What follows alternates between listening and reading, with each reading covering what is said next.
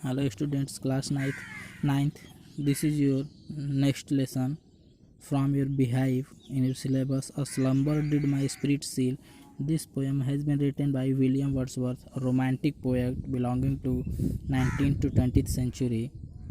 And in this poem, poet is talking about the death of his near dear and what is effect of death, how in what way spirit goes after death. This is the description, universal appeal, universal theme in this poem you will find during your study. So let us start from title. A slumber did my spirit seal. A slumber, slumber means doziness, sleepiness, unindapan, half sleep. Did my spirit seal means close means restricted means the half slumber, half sleep made uh, poet's spirit closed means poet went in the state of unconsciousness. So now let us start the poem. A slumber did my spirit seal. I had no human fears. A poet is saying that a slumber did my spirit seal. I had no human fears. She seemed a thing that could not feel the touch of earthly ears. No motion has the now has no motion has she now, no force. She neither hears nor sees, rolled round in earth's diurnal course with rocks and stones and trees. William Wordsworth. Actually, this poem belongs to the generation of Lucy poems. Means in the collection, Lucy poems is the collection of the many poems, and this poem, "A Slumber Did My Spirit Seal," belongs to that particular generation, particular poems. And you all know, you have read Lucy poems, and there, the near dear of child dies, of poet dies.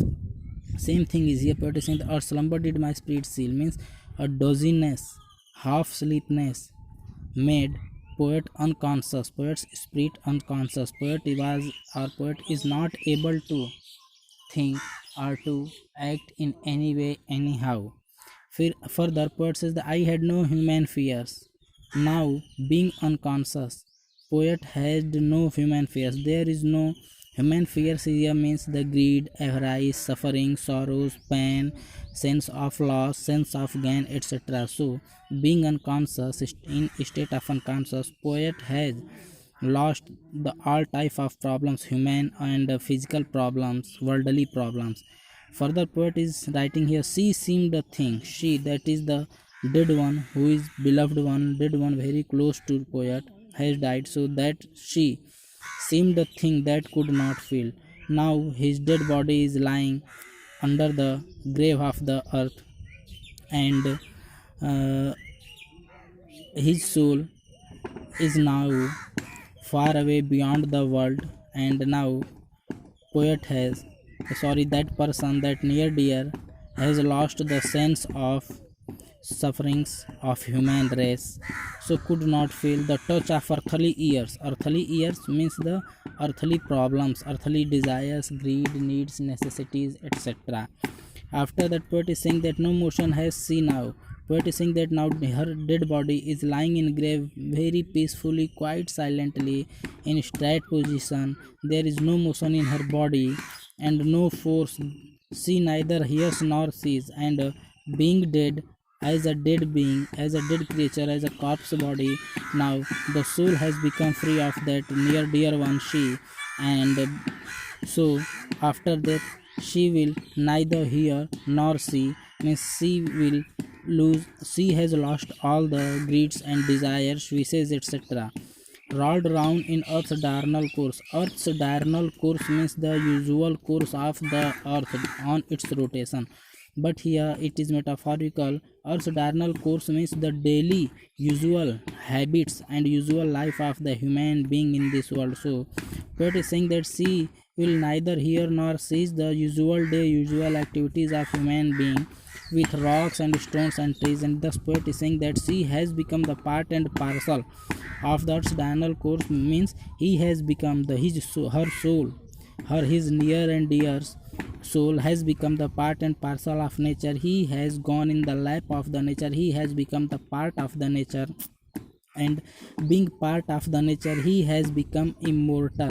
He has become everlasting, means her existence will never finish. She has become alive. She has become immortal forever. She will now never die because she has gone in the heaven due to her death. This is the theme of the poem, and poet wants to say only that after death everyone becomes free. Soul is thou immortal, so it departs to the heaven, and by going there it becomes the nature. By mixing in the lap of the nature, it becomes the part and parcel of the nature, and thus it becomes free from all worldly sufferings, problems, arise, greeds, needs, necessities, etc.